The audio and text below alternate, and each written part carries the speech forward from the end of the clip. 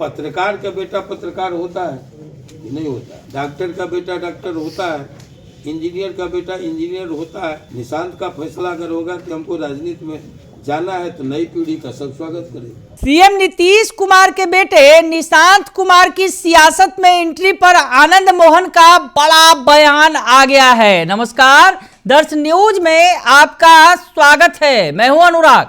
आनंद मोहन का बड़ा बयान सामने आया है। सीएम नीतीश कुमार के बेटे की सियासत में एंट्री पर आनंद मोहन ने बड़ी बात कह दी है। क्या कुछ कह रहे हैं आनंद मोहन, सबसे पहले आपको सुनवा देते हैं, सुन लीजिए।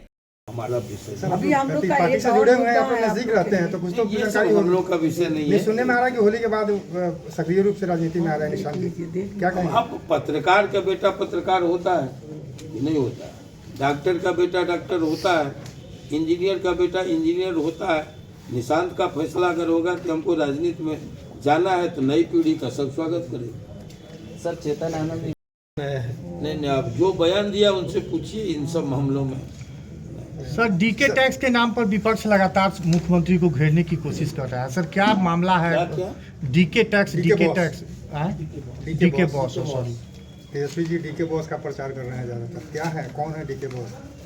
तेजस्वी जी क्या प्रचार करते हैं? पटना गवाह है कि जो उनके लघु शासनकाल में उनके गुर्गों ने सैकड़ों करोड़ की रंगदारी वसूली।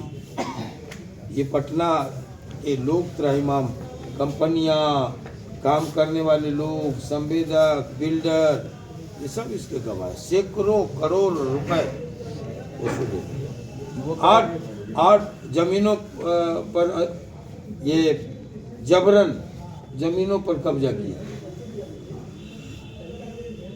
तो ये कौन कौन डीके बॉस और क्या क्या, ये आज भी पिताजी दरवाजा खोलते हैं।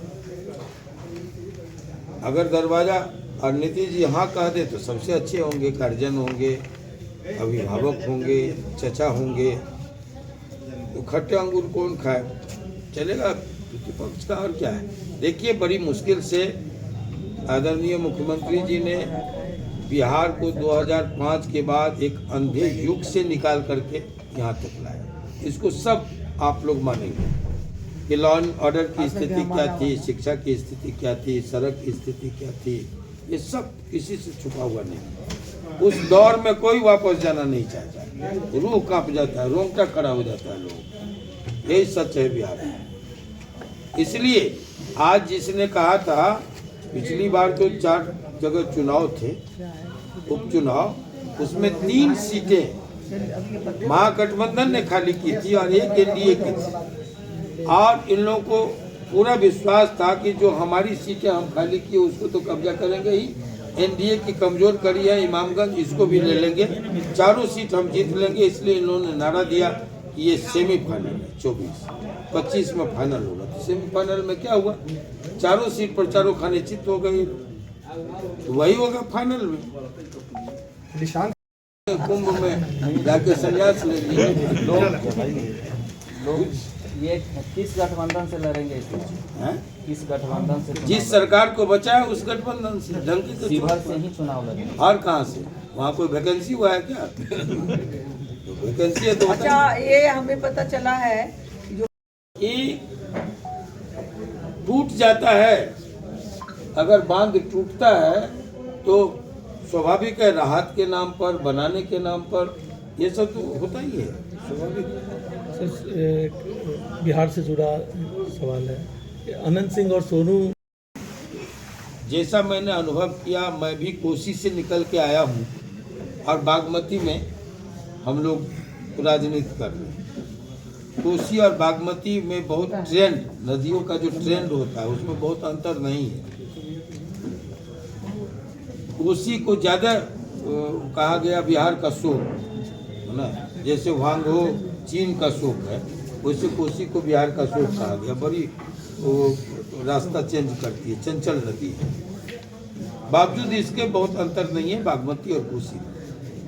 हम देखते रहे हैं बचपन से कि जो तटबंधों का रखरखाव होता है, अभी तो पकड़ा गया मामला, कि हर एक साल तटबंधों के रखरखाव पर लाखों रुपए खर्च होते रहे, वो कहाँ गया?